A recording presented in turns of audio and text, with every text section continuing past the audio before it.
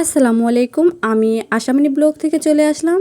তো আপুরা ভাইয়েরা সবাই কেমন আছেন? তো আজকে আমি মুরগির মাংস রান্না করব। কিভাবে কি রান্না করলাম দেশি মোরগ, তো সব ডিটেলসে আমি বলে দিচ্ছি।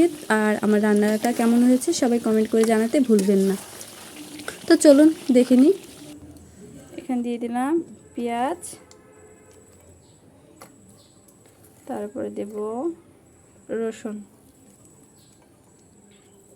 লবণ দিয়ে দিলাম পরিমাণ মতো, মরিচের গুঁড়ো 1 চামচ দিলাম, হাফ চামচ হলুদের গুঁড়ো দিয়ে দিলাম 1 চামচ, জিরা বাটা 1 চামচ, আরও একটু দিয়ে দিলাম পরিমাণ মতো আদা।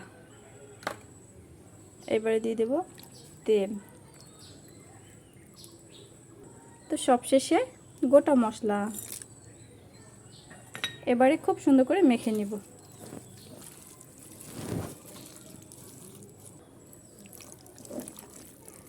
তো এই যে সব মেখে নিলাম, এবারে রান্না করে নিব।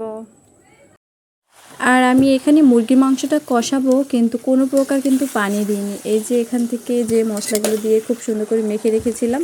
আর আমি কিন্তু মাংসটা রান্না করার আগে প্রায় 20 মিনিটের মতো মেখে তারপরে রেখে দিয়েছি। এইবারে আমি খুব সুন্দর করে কষিয়ে নিব।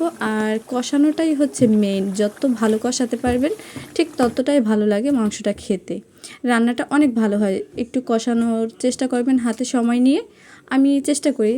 তো এই যে দেখতেই থাকুন, মাংসের কালারটা অনেক সুন্দর আসছে কিন্তু। এইবার আমি কিছুটা পানি দিয়ে আরও ভালোভাবে কষিয়ে নেব। আর আমি মাংসটা রান্না করেছি 2 বার পানি দিয়ে, তারপরে কষিয়ে তারপরে রান্না করেছি, কারণ দেশি মোরগ একটু রান্না করতে সময় একটু বেশিই লাগে।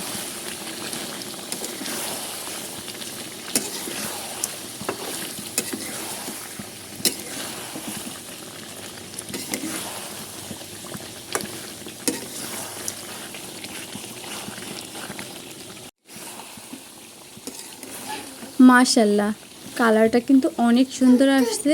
তো আমার এই ভিডিওতে আসলে ক্যামেরাটার কারণে অতটা ভালো দেখা যাচ্ছে না। তো তোমরা বিশ্বাস করবে না, মাংস রান্নাটা অনেক মজা হয়েছিল। আর এই যে দেখতেই পাচ্ছ কষানোটা কিন্তু অনেক জোস হয়েছে একদম। তো এইবার পরিমাণ মতো আমি এখানে পানি দিয়ে নিব। পানি দেওয়ার পরে কিন্তু রান্নাটা করে নিব। তো চিন্তা করলাম এবারে প্রেশার কুকারে দিলে তাড়াতাড়ি হয়ে যাবে, সেই কারণে আমি প্রেশার কুকারে দিয়ে 3টা সিটি দেব। এটা হচ্ছে আমার একদম ফেভারিট খাবার, মাংসের ভিতরে রসুন দেওয়া চাই। দারুণ হয়েছে, দারুণ মাশাল্লাহ আমার চিকেন রান্নাটা। তো এই যে দেশি মোরগ রান্না করেছি আজকে।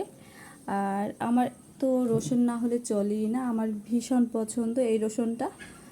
এই যে, তো কেমন হলো সবাই কমেন্ট করে জানাবেন। তাহলে এবার আসি, সবাই ভালো থাকবেন, আল্লাহ হাফেজ।